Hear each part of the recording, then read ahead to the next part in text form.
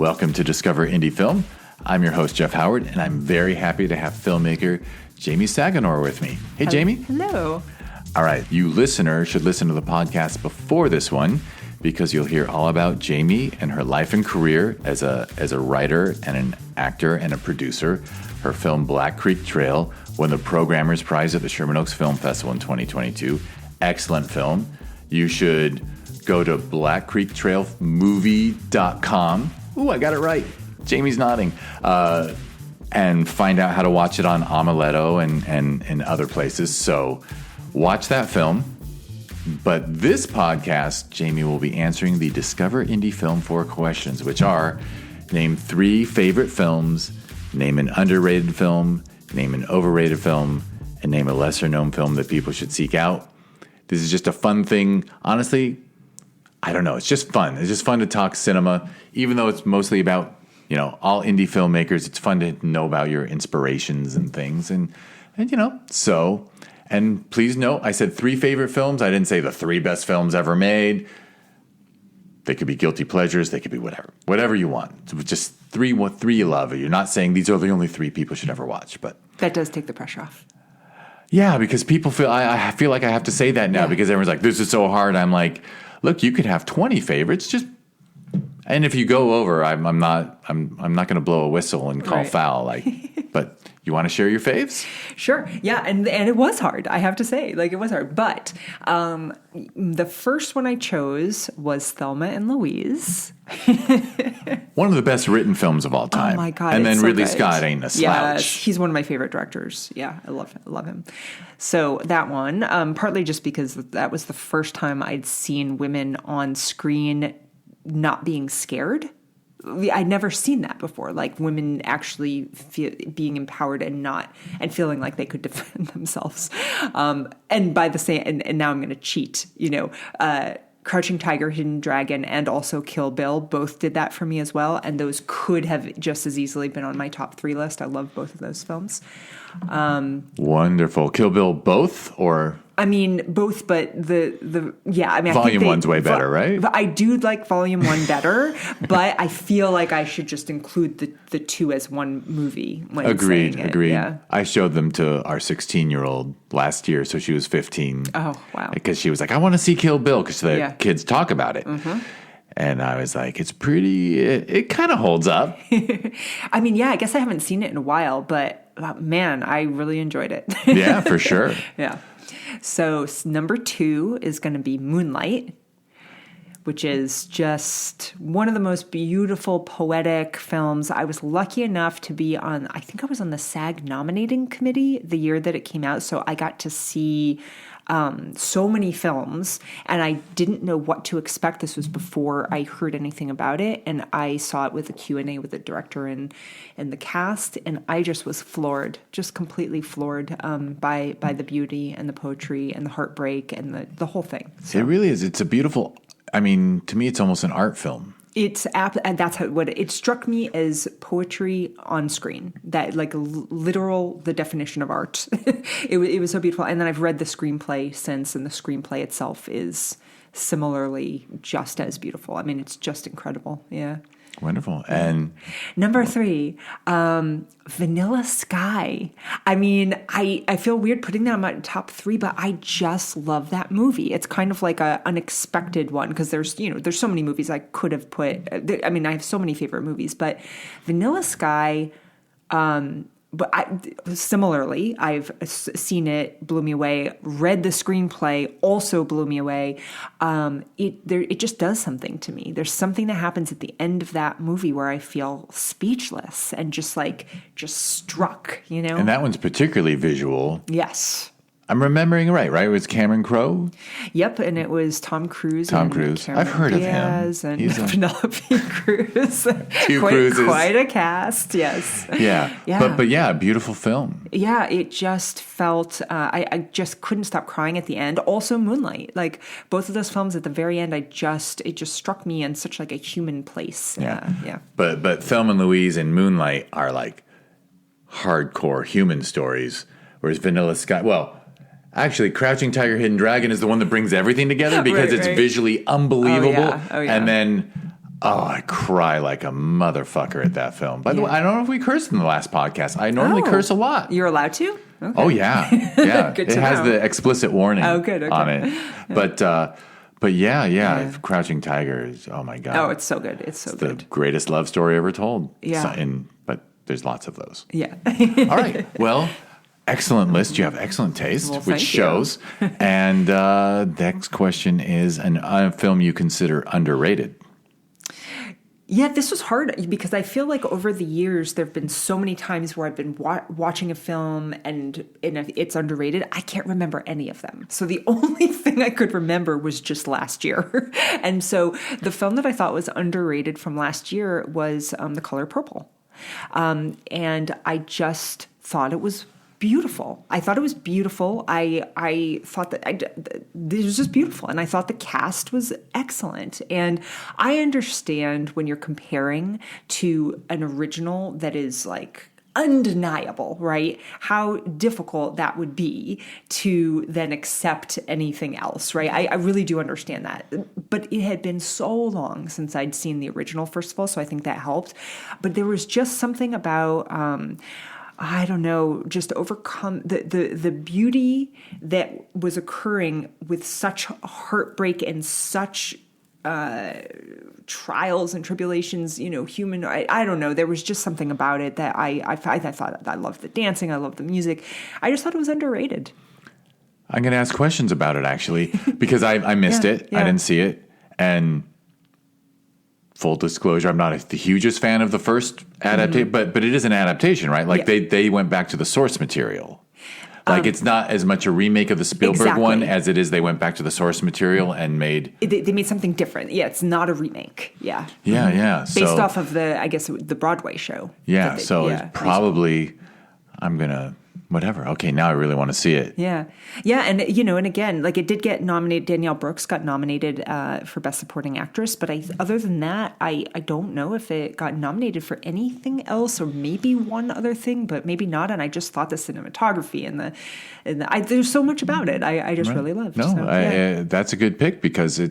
Look, I didn't even see it. Yeah. Because... Yeah, underrated. Yeah. In my opinion. But I get it. I do get it. Like, listen, like, you're going to remake the original Color Purple, which was pretty amazing. But it was really different. It was really different and, worth doing it in that different way, in my opinion. Yeah, and that's a good remake.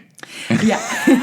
There's a lot of films that should be remade because at the time they were made, our culture wasn't quite tuned into what they were about.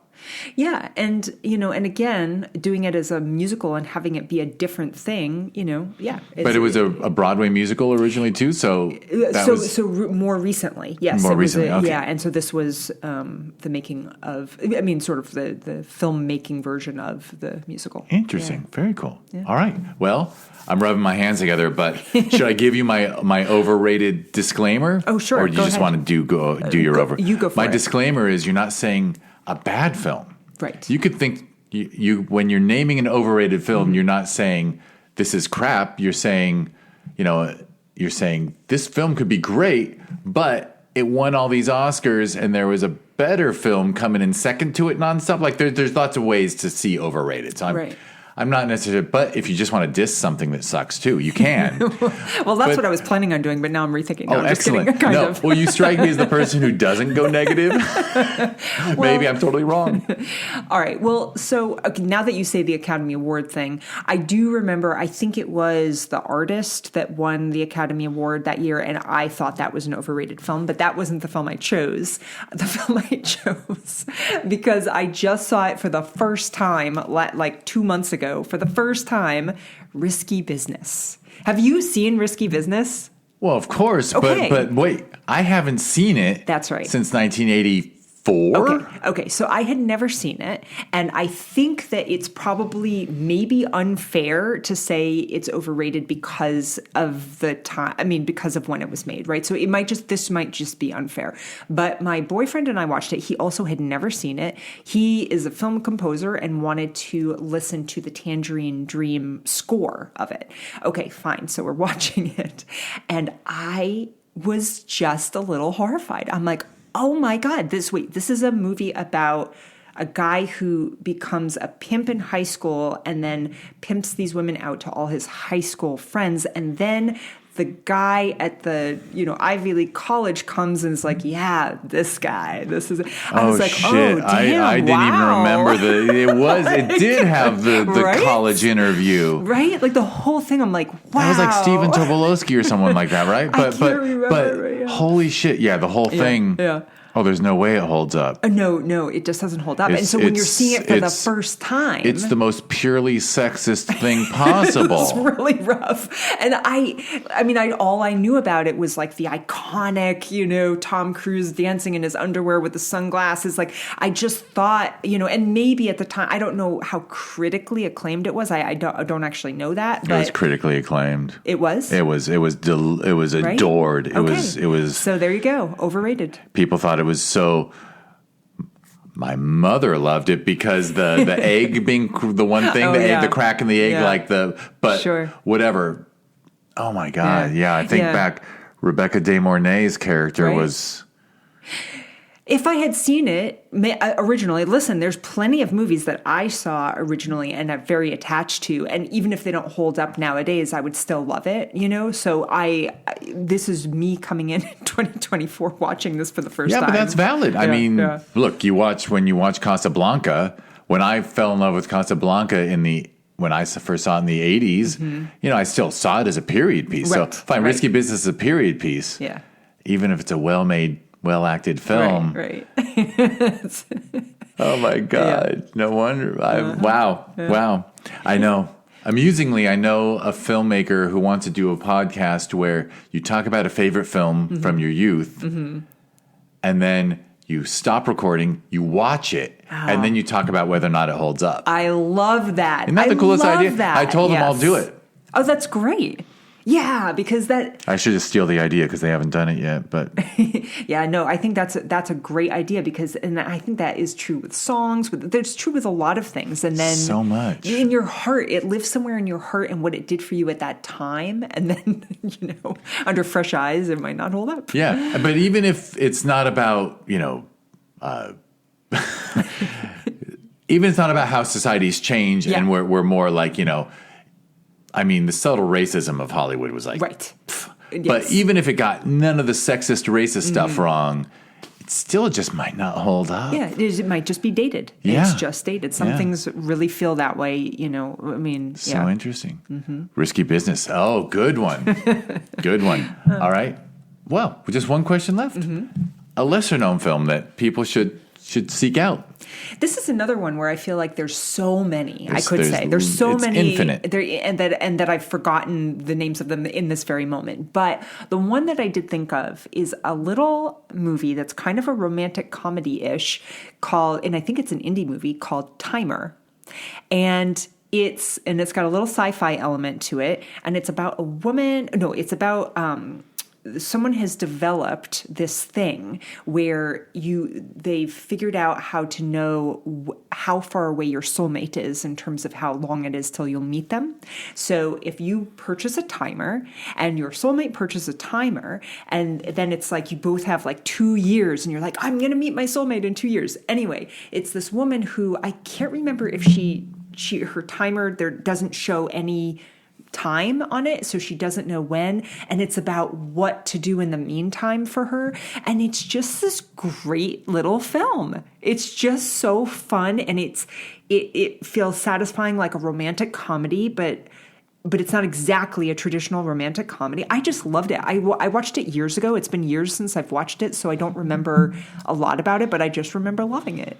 Jamie had to put up with me entering it into my phone of lists because that you just described like my ideal movie. Really? I love world building and magical realism and people creating just a unique film with something unique like that where it's so grounded in reality, but then it has something completely imaginative worked in. Yeah, absolutely loved it. So fun. Sounds awesome. Yeah, excellent. Wow, my timer would have been interesting. Right? But I'll tell you after we're done recording. Yeah. It's such a great concept. It is. And what's cooler than high concept, low budget? And that it also proves that like thinking is the most valuable thing in creation, in writing. 100%. And that just reminds me of basically all of Britt Marling's early movies. Same thing and same reason why I love them. Yeah. Oh, yeah, we do have stuff in common. Now I can't name the films, but I love the OA. Oh, I love the OA. But yeah, Another Earth and The Sound of My Voice, those two. The Sound of My Voice especially. That one is just a We've watched OA one. start to finish 3 times. I can't get enough of it. I love that show. And I'm so sad that it didn't go to a 3rd season. Yeah. Although season 1 is like, season 1. God. Oh my God, yeah. Agreed. Oh my God, it's just like the greatest. It's not a TV series. It's an 8-hour film, or however long those episodes add up to. It was everything that they did in their feature films, except with finally a budget and long enough to be made into a series. It was brilliant. So rad. Yeah. So rad. All right. Well, I think that brings us to our conclusion. Awesome. People should go to blackcreektrailmovie.com and watch your film. They should take your movie recommendations to heart. I'm going to try to watch time. This is the perfect time for me because there was a film festival that ended on Sunday, which means I could watch something for fun. Oh, right. In the next week or two before. But by the way, Sherman Oaks already has like almost 500 submissions. Of course. I'm sure the competition is fierce. So it's like, it's almost, if I start watching those submissions now, I won't regret life in a couple months. But I don't know. I got to watch this timer. Yeah. You'll love it. Thank you. All right. Well, I'll wrap us up, but I'll try to be quicker this time. Thank you for, like and subscribe to the Discover Indie Film Podcast. It's fun. We get to talk to filmmakers. And one of these days, knock on wood, man, that'd be so rad. Maybe it'll be you. Somebody is going to end up huge, and the Black Creek Trail, when it's nominated for Best Original Screenplay or some shit like that, then people will, but it's 7 years from now, then people will be like, oh my God, I get to listen to an interview with the person who wrote that before anything got off the ground. It's cool. I like this fantasy dream. Me too. Will turn into reality. Knock on wood. I mean, if anything's going to do it, I would, I'm not a betting person, but I would $3. I'll put $3 on it. Okay. That could add up. We have a kid. Anyway, I'll tell you something fun. So, I'm trying to finish. All right, so Discover Indie Film Podcast. If you want to learn more, go to discoverindiefilm.com, or it's at DIFwins on social media. Jamie's film, Black Creek Trail, won awards at the Sherman Oaks Film Festival. We hold that every December. Accepting submissions now. Just go to ShermanOaksFF.com, or it's at ShermanOaksFF on social media. The festival I just referred to that ended a few days ago, that's Film Invasion Los Angeles. You can learn about it at FilmInvasionLA.com or at FilmInvasionLA on social media.